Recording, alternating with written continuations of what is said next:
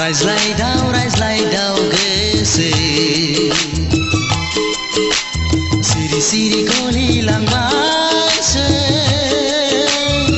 फिन हिन्जाव दोनखारनायनि खौरां गोसोजों गोसो सिरि सिरियै मोजां मोनलायनाया मोखाङाव महर मोनबाय।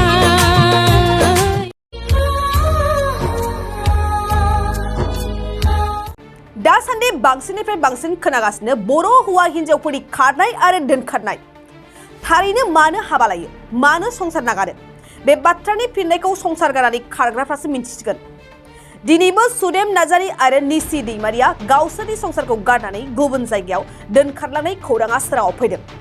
मिन्थिनाय बायदिब्ला अदालगुरि रौता ओनसोलनि निसि दैमारिखौ राङापारा 2 नं फुलगुरि गामिनि सुदेम नार्जारीया दोनखारलांनाय खौरांखौ नखरा फोरमायदों। सोरबाफोर बिसोर सानै हौवा हिन्जावखौ बहाबा नुसनोब्ला नैबे मबाइल नम्बर 6003243500 आव थोंजों खौरां हरनो थाखाय रायजो राजाफोरखौ नखरा गुरै खावलायहरदों। बड'लेण्ड बुब्लि सारमोननिसिम खावलायनाय थाबाय। आंनि हौवाया हिन्जाव गोदान लानानै खारनानै दङ। आंनि फिसा सानै दङ। बे हिन्जावा उदालगुरिनि। बे हिन्जावा उदालगुरिनिफ्राय आंनि फिसाइखौ मोजां मोननानै लानानै थांनाय बायदि जादों। दा बिसोर सानैखौ खोनानायाव गुवाहाटियाव दं होननाय खोनादों। आंनि फिसा सानैखौ गाननाय जोमनाय माखौ होगोन, जाहोनाय माहोनाय मादि जाहोगोन बिदि जानानै दङ आङो। दा आंनि हौवाखौ नांफिनगौ जादों। नोंथांमोना नुयोबा बिसोरखौ हमनानै दोननानै आंनो कन्टेक्ट खालामबानो जाबाय। आंनाव बेयाव कन्टेक्ट नाम्बार दंखायो। नोंसोरो नुयोबा आंखौ कन्टेक्ट खालामबानो जाबाय। थाखो 8, 9 आरो 10 नि फरायसाफोरनि थाखाय मोनसे गोनां फोसावथाय। इम्पल्स आसामआ नोंथांनि थाखाय होदों अनलाइन टिउसन एप्सनि सुबिदा।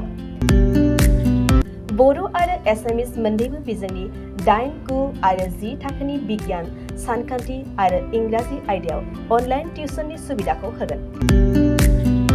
मोनफ्रोमबो आयदायाव दान मोनसेनि फिसआ 250 रांल' जागोन।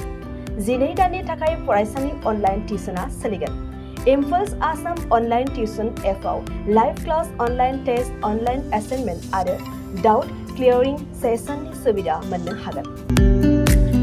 इम्पल्स आसाम अनलाइन टिउसन एपआव रोंगौथि गोनां एक्सपिरियेन्स फोरोंगिरिफ्रासो फोरोंगोन। गोसो गुदुं फरायसाफ्रा गाव गावनि मबाइलाव गुगल प्ले स्ट'रनिफ्राय इम्पल्स आसाम एपखौ डाउनल'ड खालामनो हागोन। लोगोसेयैनो 8099334099 जानबुं अनजिमायाव थोंजोङै जगाजग खालामनो हागोन।